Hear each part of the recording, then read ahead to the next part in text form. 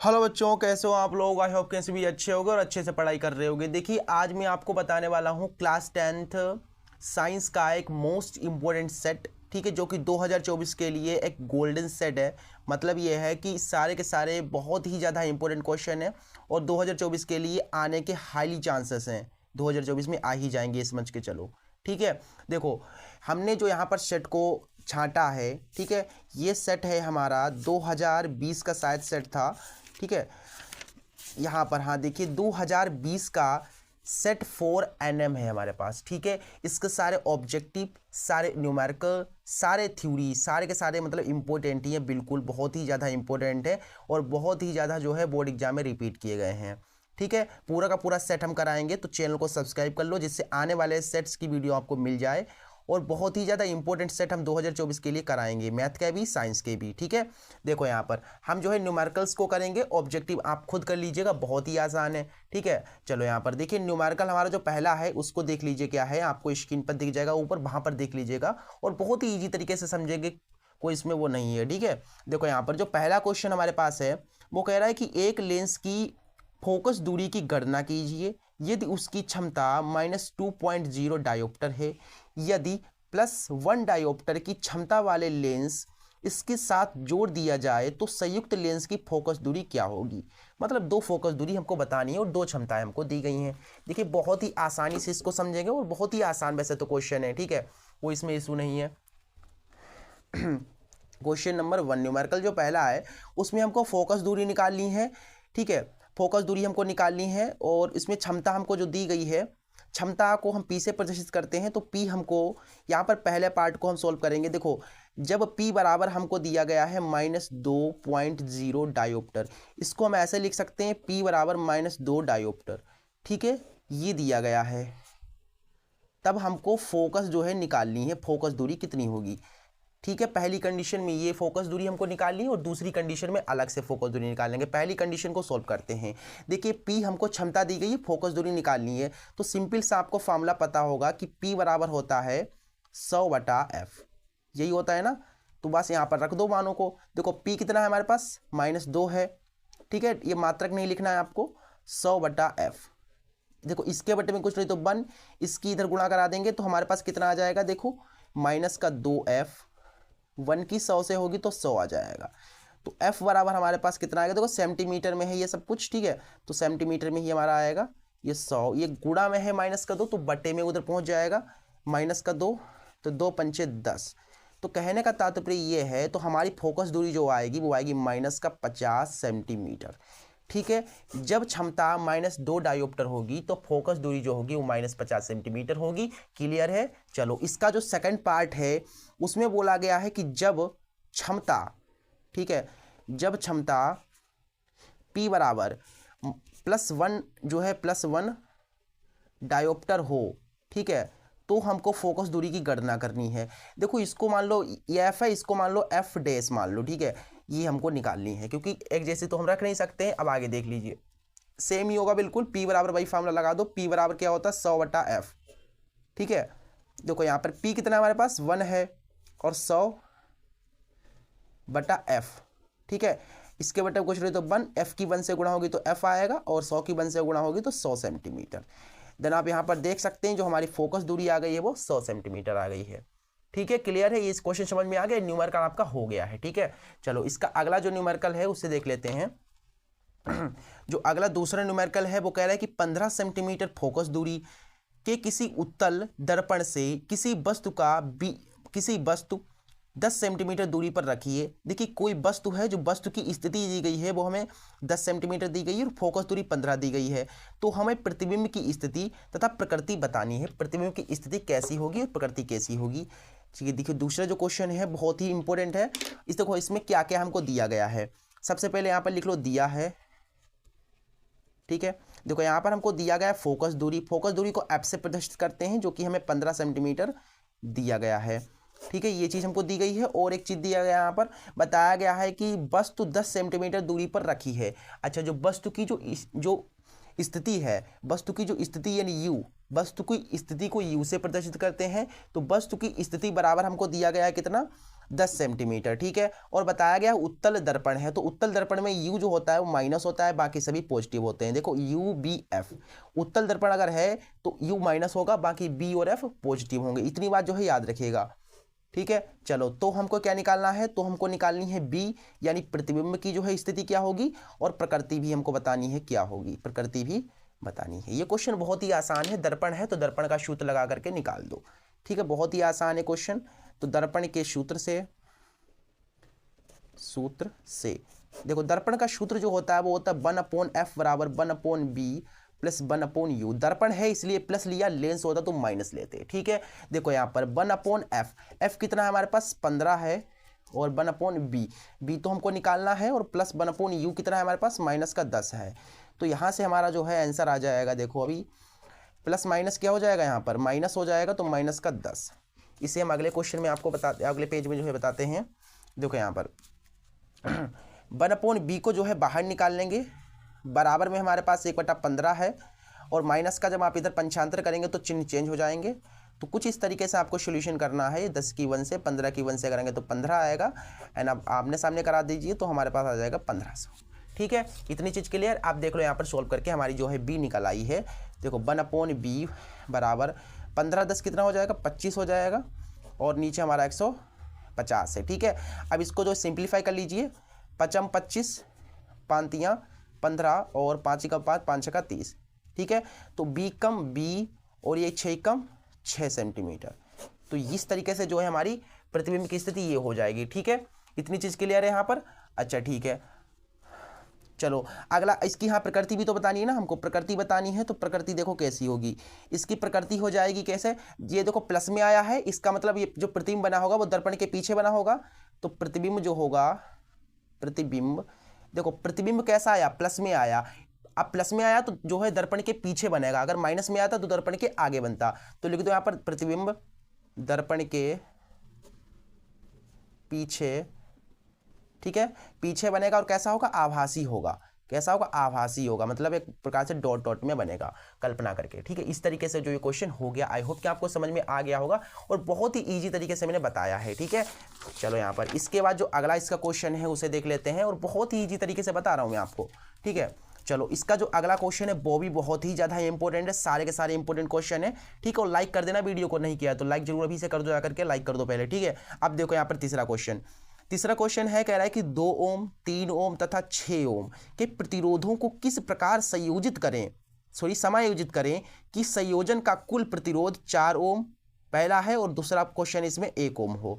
मतलब किस क्रम में इसको जोड़ें कि प्रतिरोध हमारा 4 ओम आए और 1 ओम आए। ये हमें 3 प्रतिरोध दिए गए, इनको किस क्रम में जोड़ना है ये हमको बताना है। चलो ये क्वेश्चन बहुत ही ज़्यादा इंपॉर्टेंट है, और इसे जो है हम इसी पेज पर चलो बता देते हैं, इसमें हो जाएगा जहाँ तक है, नहीं होगा तो दूसरा पेज ले लेंगे अपने, ठीक है। देखो यहाँ पर तीसरा क्वेश्चन है, इसमें हमको कुछ प्रतिरोध दिए गए हैं, हमको 3 प्रतिरोध दिए गए एक्चुअली बताऊँ मैं आपको। तो पहला देखो यहाँ पर लिखो दिया है, ठीक है, दिया है। यहाँ हमको 3 प्रतिरोध दिए गए हैं। मान लो यहाँ पर कि R1 जो है, R1 मान लो पहला जो प्रतिरोध है वो R1 है, और वो 2 ओम दिया गया है, ठीक है। और दूसरा हमारा R2 बराबर दिया गया है 3 ओम, ध्यान से देखिएगा क्वेश्चन, और R3 बराबर हमको दिया गया है 6 ओम, ठीक है। तो हमको बताना है, पहला क्वेश्चन है कि किस प्रकार जोड़ें, किस प्रकार, ठीक है, इन्हें किस प्रकार इन्हें जोड़ें कि, ठीक है, किस प्रकार इन्हें जोड़ें कि जो है 4 ओम आए, 4 ओम प्रतिरोध आए, ठीक है। जो तुल्य प्रतिरोध आए वो 4 ओम आए, और दूसरा पार्ट हम बाद में कर लेंगे, पहले इसको तो करें। देखो यहाँ पर हमें R1 R2 R3 को किस क्रम में जोड़ना है कि इतना आ जाए प्रतिरोध। चलो देखो सबसे पहले हम क्या करते हैं यहाँ पर, हाँ देखो यहाँ पर सबसे पहले क्या करते हैं, R2 और R3 को क्या करते हैं, एक समांतर क्रम में जोड़ के देखते हैं। जब समांतर क्रम में जोड़ोगे तो लिख दो यहाँ पर सर्वप्रथम क्या करेंगे हम, जब R2 व R3 को समांतर क्रम में जोड़ा जाता है तो तुल्य प्रतिरोध 1/RE बराबर आ जाएगा। देखो इनका जो है उल्टा कर दो। देखो समांतर क्रम में आपको पता है उल्टा कर देना होता है, तो उल्टा करने के लिए वन ऊपर इसके टांग दो, इसके बटन को जो दो वन, तो वन ऊपर हो जाएगा, R3 नीचे आ जाएगा। मतलब इस तरीके से समांतर क्रम की कंडीशन होती है। अब यहाँ से देखो आंसर आ जाएगा हमारा RE बराबर 1/R2। बेटा कितना है हमारे पास 3 है, और R3 हमारे पास कितना है 6 है। तो यहाँ से देखो हमारा आ गया आंसर 6 कम 6, 3 कम 3, अब आमने सामने करा दो, 3 छाक 18। ठीक है, तो यहाँ से देखो 6 7 8 9, 9/18 आ जाएगा। ठीक है, 9 दूना 18, RE की 1 से गुणा करा देंगे तो हमारे पास क्या आ जाएगा, RE बराबर आ जाएगा 1, सॉरी RE की 1 से करेंगे तो RE आएगा, और 2 की 1 से कराएंगे तो 2 आ जाएगा। तो कहने का तात्पर्य ये है कि हमने R2 और R3 को समांतर क्रम में जोड़ा, तब हमारे पास तुल्य प्रतिरोध जो है इतना आया। बाकी हमारे पास पहले से ही 2 ओम है।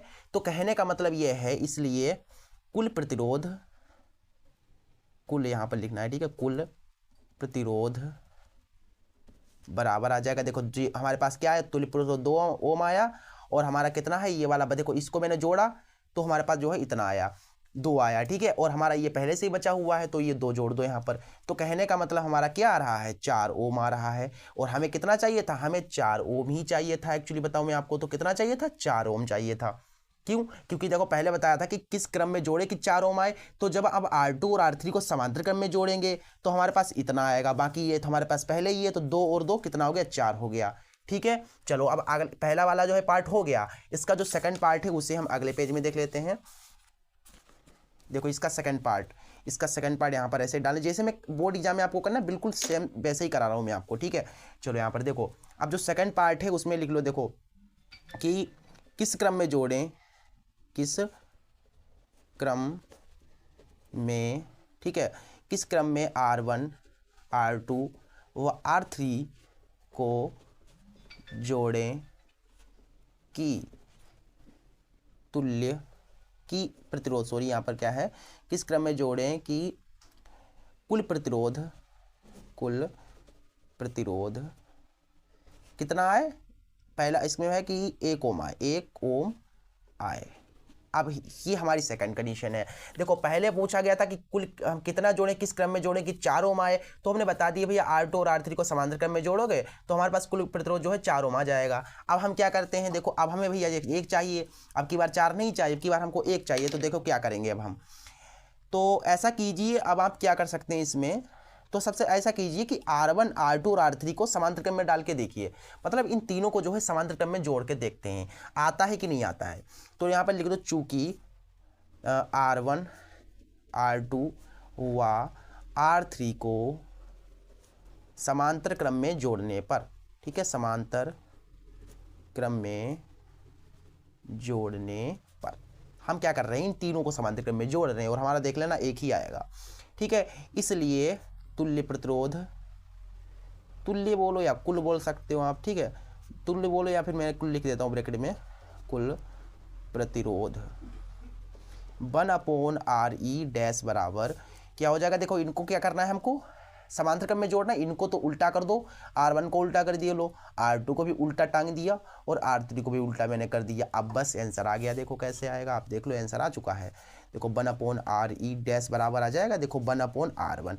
R1 कितना है हमारे पास, देखो R1 हमारे पास 2 है, ठीक है, दिख रहा है नहीं दिख रहा है, 2 है ना, हाँ ठीक है 2 है, यहाँ पर हमारा 2 है, और R2 कितना है 3 है, और R3 कितना है हमारे पास 6 है, ठीक है। तो ये चीज़ आपको लिख देनी है 6। अब बात सोल्व कर दो यहाँ पर, तो RE डैश, देखो 3 कम 3 यहाँ से आप करोगे, 3 कम 3 आ जाएगा, और 2 कम 2 आ जाएगा, और ये 2 3 6, और 1/6 3 और 2 5/6 और 1/6। अब यहाँ से हमारा जो कुल प्रतिरोध आया, देखो नीचे एक जैसा, तो एक बार लिख लो, और 5 और 1 6, तो 6 कम 6। तो कहने का मतलब ये है कि 1 की 1 से गुणा करा, देखो RE डैश की 1 से गुणा होगी तो RE डैश आ जाएगा, 1 की 1 से कराओगे तो 1 ओम आ जाएगा।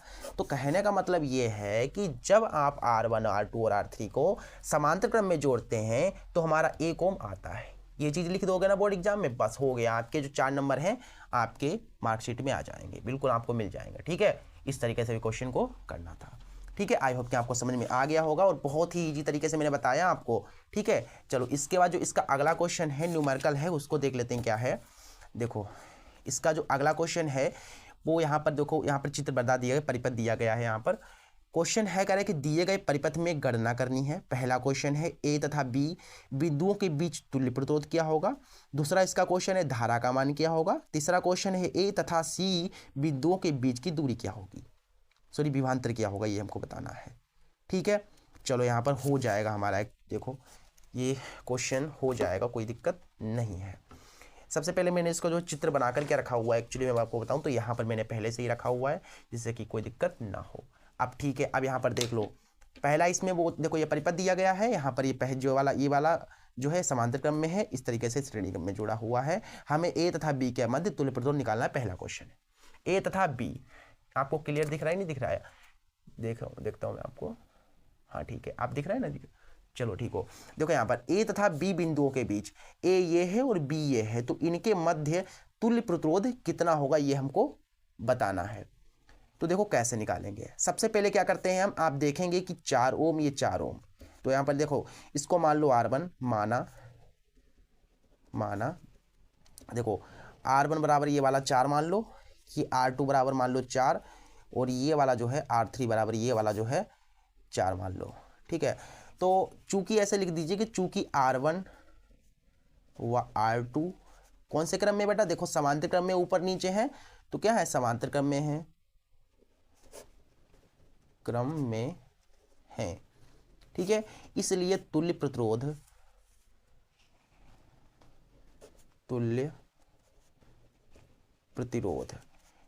अगर हम निकालते हैं तो कितना आता है, तो 1/R1 कर दो और 1/R2 कर दो, क्योंकि हम इनका जो है तुल्य प्रतिरोध निकाल रहे, तो इन्हें उल्टा करके जो है हमारा जो प्रतिरोध आ जाएगा। देखो R1 कितना है हमारे पास 4 है, और R2 भी हमारे पास 4 है, तो यहाँ से हमारा जो है नीचे एक जैसा है, तो लिख दो, ऊपर जोड़ दोगे 1 1 2 हो जाएगा, 2 1 2 2 दूना 4, R की 1 से गुणा कराओगे तो R आएगा, 2 की 1 से गुणा होगी तो 2 आ जाएगा। ठीक है, तो इस तरीके से जो है हमारे पास ये 2 ओम आ गया। कहने का मतलब यहाँ पर कितना है, 2 है, और ये 4, तो ए और बी के मध्य प्रतिरोध कितना होगा, देखो 2, यहाँ पर मैंने किया अभी इसको सोल्व, तो 2 आया, और 4 ये, तो 4 और 2 6, तो कहने का मतलब हमारा ए और बी के मध्य, इसलिए यहाँ पे लिख दो, इसलिए ए व वी के मध्य तुल्य प्रतिरोध बराबर, देखो यहाँ पर कितना आया अभी मैंने आपको बताया, यहाँ पर 2 आया।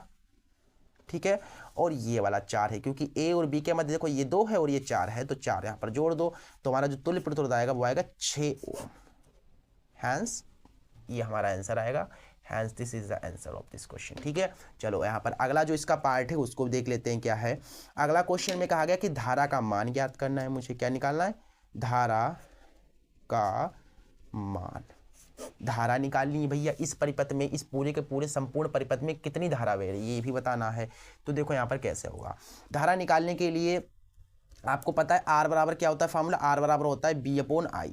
ठीक है, तो यहाँ से देख लो, हो गया हमारा, देखो R कितना है, ये R आया ना हमारे पास, देखो R, ये मान लो ये RE है ना, तुल्य प्रतिरोध E मान लो ये है, E है, तो इस तरीके से जो है हमारा R बराबर जोड़ने पर 6 मिला, तो R हमारा कितना है यहाँ पर 6 है, और वोल्ट जो विभवांतर है कितना वोल्ट भैया, 6 वोल्ट है, तो विभवांतर कितना है हमारा 6 है, तो 6B यानी कि 6 है हमारे पास। I यहाँ से हमको I धारा है ना, तो यहाँ पर से आप गुणा कराइए, I की 6 से गुणा होगी तो 6I आ जाएगा, 6 की 1 से 6, तो I बराबर हमारा 6/6, 6 कम 6, तो I बराबर हमारे पास आ गया 1 एम्पियर। ठीक है, तो धारा कितनी होगी, 1 एम्पियर। समझ में आ रहा है क्वेश्चन, तो लाइक जरूर कर दो बेटा, और चैनल को सब्सक्राइब कर दो, इससे बढ़िया कहीं भी आपको जो है पढ़ाई नहीं मिलेगी, बहुत ईजी तरीके से। ठीक है, इस तरीके से जो हमारी जो सेकंड क्वेश्चन है ये भी हो गया। इसका थर्ड क्वेश्चन बचा, उसको भी देख लेते हैं क्या है इसका थर्ड क्वेश्चन। इसी का जो है थर्ड क्वेश्चन हमारे पास है, बोला गया है कि ए तथा सी बिंदुओं के बीच विभवांतर।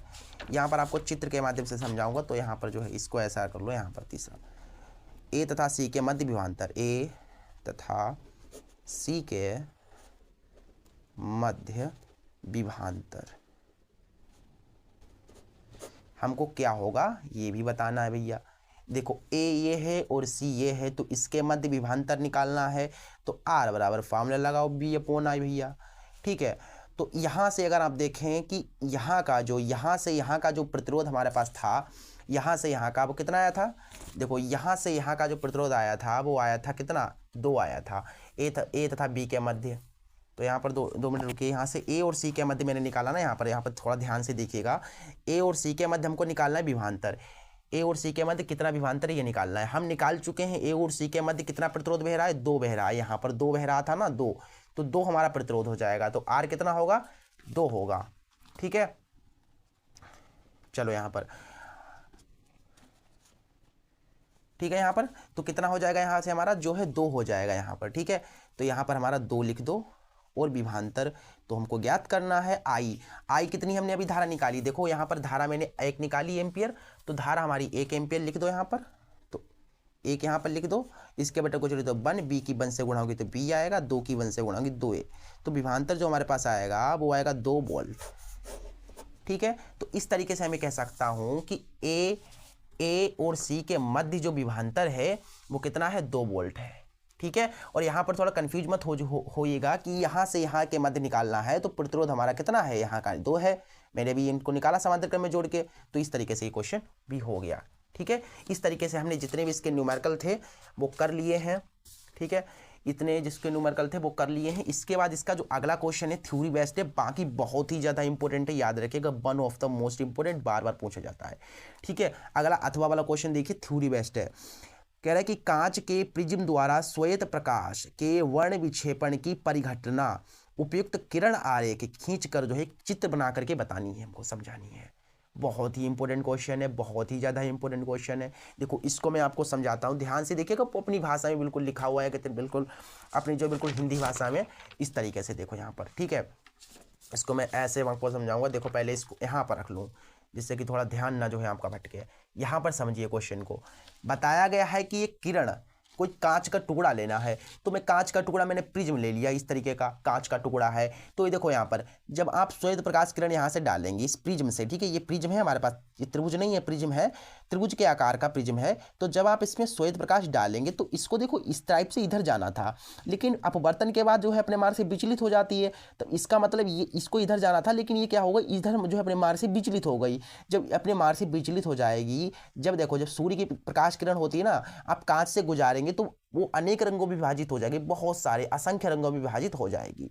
ठीक है, तो ये जो असंख्य रंग यहाँ पर विभाजित हो गए, देखो कितने रंगों में विभाजित हो गई, ये जाकर के हमने एक पर्दा इसके आगे लगा दिया, इस प्रिज्म के आगे एक पर्दा लगाया, उस पर्दे पर जो है इस प्रकार से रंग बनने लगे हमारे।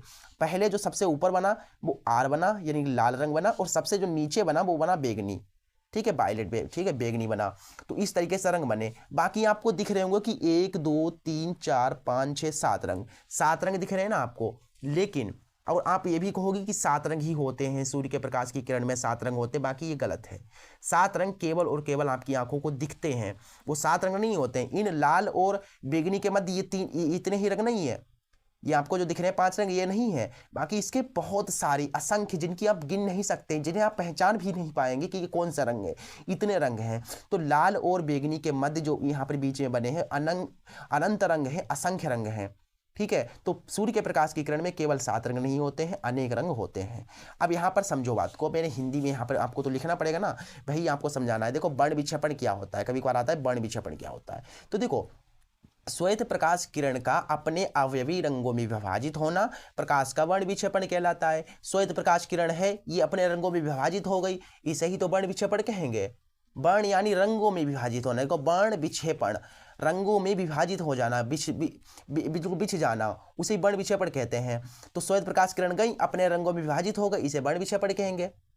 कितना सिंपल है कि नहीं, बहुत सिंपल है। तो वर्ण विक्षेपण समझ में आ गया, अपने रंगों में विभाजित होना वर्ण विक्षेपण कहलाता है। इसके बाद देखो प्रिज्म द्वारा किस प्रकार से इसका वर्ण विक्षेपण होगा।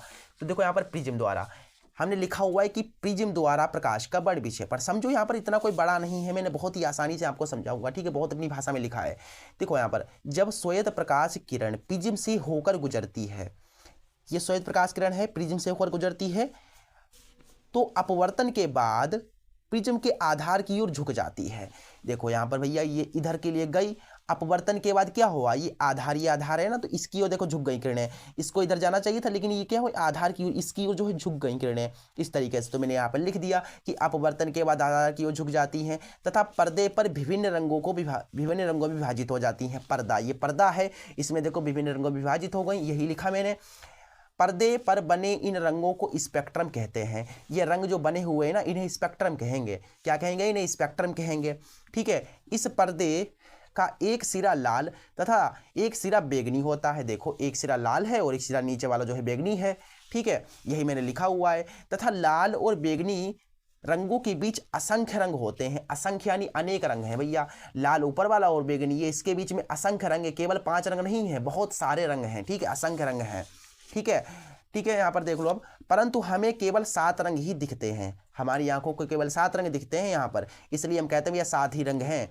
आगे देखो, पर्दे पर बने इन रंगों को विबग्योर के क्रम में याद कर सकते हैं। ये आपको ये बने हुए हैं तो आपको ऐसे तो पता नहीं आप कर पाओगे। लाल के नीचे नारंगी होगा, फिर पीला होगा, हरा, ये कैसे याद कर पाओगे? इसलिए यहाँ पर याद कर लेते हैं BIBGYOR, वायलेट, इंडिगो, ब्लू, ये ग्रीन हो जाएगा, येलो हो जाएगा, ऑरेंज, रेड, इस तरीके से जो याद कर लेते हैं, जिससे कि हमें जो है आसानी होती। तो विबग्योर शब्द से जो है याद करते हैं। और देखो यहाँ पर मैंने नीचे क्या लिखा हुआ है कि लाल रंग में सबसे कम विचलन तथा बैंगनी रंग में सबसे अधिक विचलन होता है। इसे ही प्रिज्म द्वारा प्रकाश का अपवर्तन कहते हैं।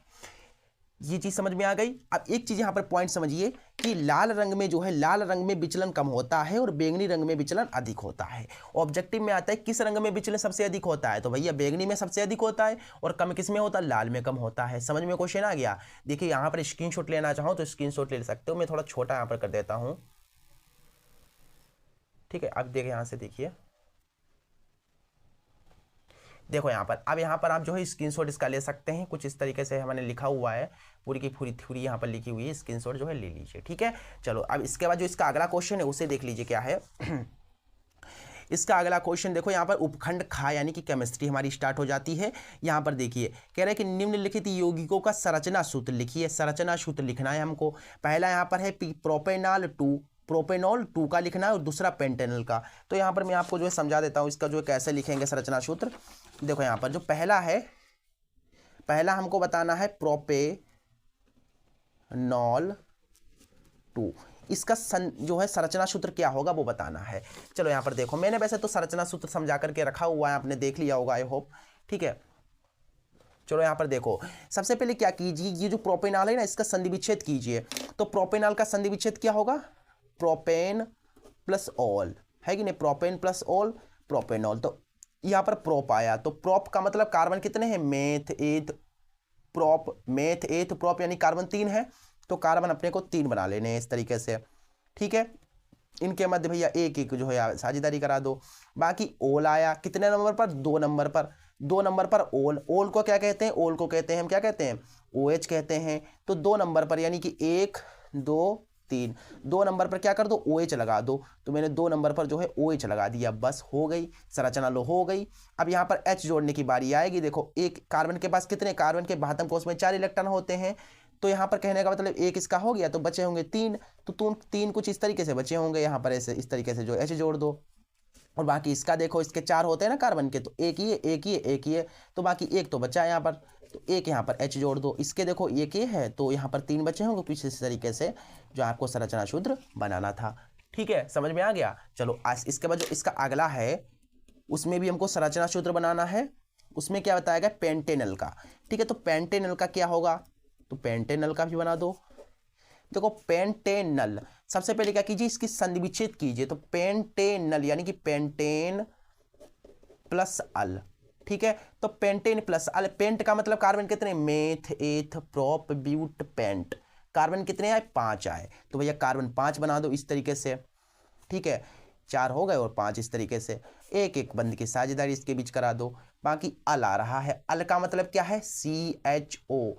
ये आपको जो है ग्रुप होगा, तो CHO कहीं पर लगा दो।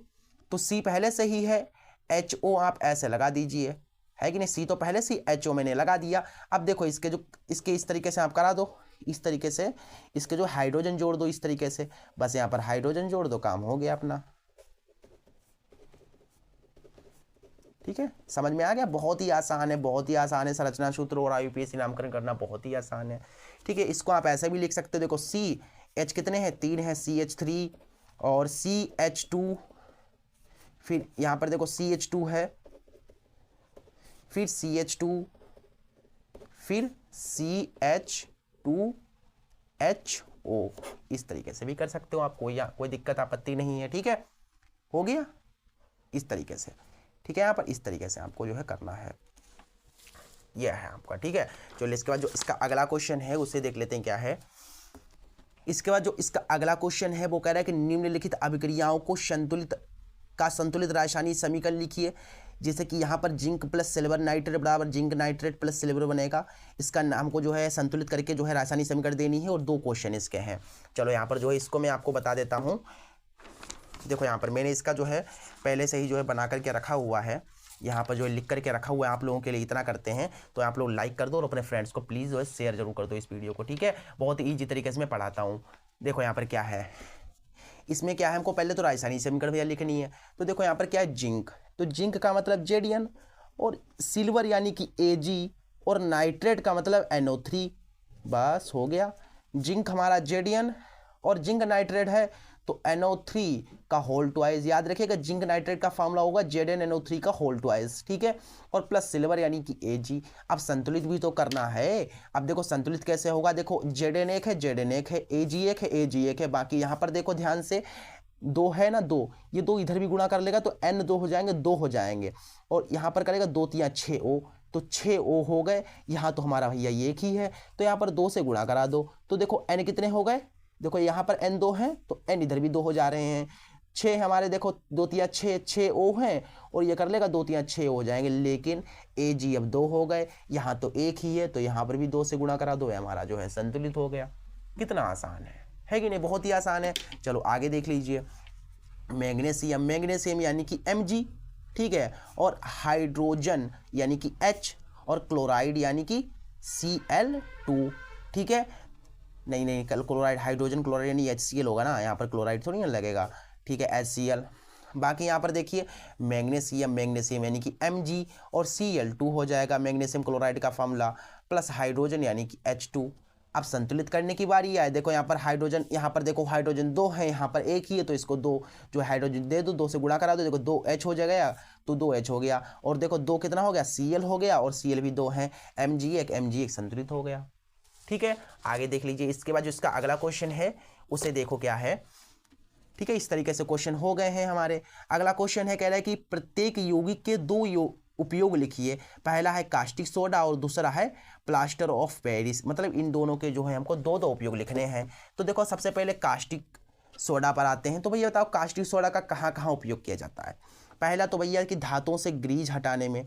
ठीक है, धातुओं से ग्रीज हटाने में। ठीक है, हटाने में, और साबुन तथा अपमार्जक बनाने में। साबुन तथा अपमार्जक बनाने में, मतलब साबुन और अपमार्जक अगर आपको बनाना है ना तो कास्टिक सोडा का उपयोग करो। जैसे कि साबुन बनाने हैं हमको, मृदु साबुन बनाना है तो आपको क्या करना होगा, कास्टिक सोडा जो है जरूरत पड़ेगी। अपमार्जक बनाओगे तब भी जरूरत पड़ेगी। अगर धातुओं से ग्रीज हटाना है तब भी कास्टिक सोडा की जरूरत पड़ेगी। ठीक है, उसके बाद अगला है कि प्लास्टर ऑफ पेरिस के 2 उपयोग लिखिए। तो प्लास्टर ऑफ पेरिस के वैसे तो बहुत बढ़िया, बहुत ज़्यादा उपयोग है। ठीक है, देखो यहाँ पर खिलौना वगैरह बनाते हैं ना, तो खिलौना बनाने में, खिलौने वगैरह बनाने में, खिलौने बनाने में, तो खिलौने बनाने में प्लास्टर ऑफ पेरिस का उपयोग होता है। और दूसरा उपयोग ये होता है कि डॉक्टर, जैसे कि कब किसी की हड्डी टूट गई ना तो डॉक्टर उसको हड्डी जोड़ने में इसका उपयोग करता है। कहते हैं प्लास्टर लगवा लिया इसने, प्लास्टर इसका बन गया, तो प्लास्टर ऑफ पेरिस का उपयोग होता है हड्डियों को जोड़ने में। ठीक है, तो यहाँ पर लिख दो डॉक्टर द्वारा हड्डियों को जोड़ने में। अब आप थोड़ी ना जोड़ दोगे, डॉक्टर ही जोड़ेंगे, तो डॉक्टरों द्वारा जोड़ने में। ठीक है, जोड़ने में। ठीक है, इसका ये उपयोग हो गया हमारा कुछ इस तरीके से। ठीक है, ये है हमारा इसका उपयोग। ठीक है, आगे हमसे बोला गया है, देखो इसका अगला क्वेश्चन क्या है। अगला क्वेश्चन है, कह रहा है कि संकलन अभिक्रिया पर टिप्पणी लिखिए। संकलन अभिक्रिया पर संक्षिप्त टिप्पणी आती है, बहुत ही इंपॉर्टेंट है। देखो यहाँ पर संकलन का जो दूसरा नाम है उसको समझ लीजिए। इसका दूसरा नाम होता है संयोजन। तो संयोजन अभिक्रिया आपसे पूछी गई है।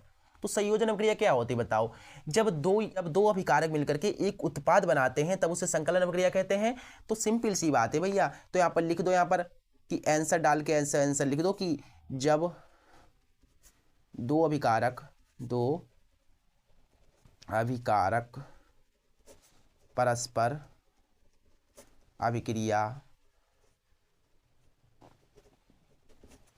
करके एक एकल लिख दो यहाँ पर, एकल उत्पाद बनाते हैं तो उसे संकलन या कह सकते हो संयोजन, ठीक है, संयोजन अभिक्रिया कहते हैं। जब दो अभिकारक मिलें और एक उत्पाद बना दें तब उसे संकलन या संयोजन अभिक्रिया कहेंगे। समझ में आ गया। अब उदाहरण भी तो बताना होगा, तो उदाहरण बता दो भैया। उदाहरण के लिए मैंने यहाँ पर कार्बन ले लिया, कार्बन को मैंने ऑक्सीजन की उपस्थिति में गर्म कर दिया तो हमारे पास कार्बन डाइऑक्साइड बन गई। लो ये उदाहरण हो गया। कितना सिंपल है। ये क्या है, हमारे पास कार्बन है तो नाम लिखना चाहो तो भैया लिख दो। ये हमारे पास ऑक्सीजन है, ठीक है, ऑक्सीजन है, और ये हमारे पास कार्बन डाइऑक्साइड है तो यहाँ पर लिख सकते हो भैया कार्बन डाइऑक्साइड। ये इस तरीके से लिख दीजिएगा, ठीक है।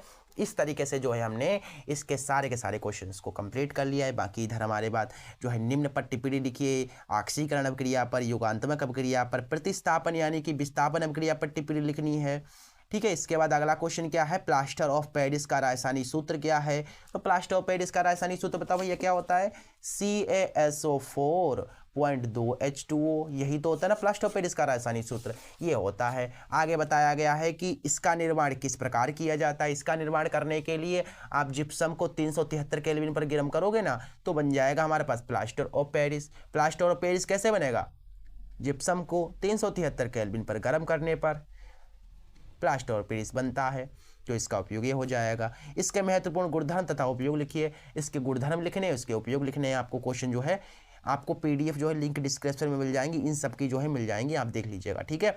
ये वगैरह ये हमारा जो उपखंड गा है इसके सारे के सारे आपको PDF मिल जाएंगी। सारे क्वेश्चन अपनी भाषा में बिल्कुल मैंने लिखे हैं, आपको जो PDF डाउनलोड कर लीजिएगा, ठीक है, आपके लिए फ्री बिल्कुल है, ठीक है। तो एक लाइक दबा करके प्लीज़ कर दीजिएगा और वीडियो को लाइक कर दो और अपने जो फ्रेंड्स के पास प्लीज़ शेयर जरूर कर दीजिएगा, ठीक है, इस वीडियो को। चलो यहाँ पर मिलते हैं अगले वीडियो में, तब तक के लिए नमस्ते।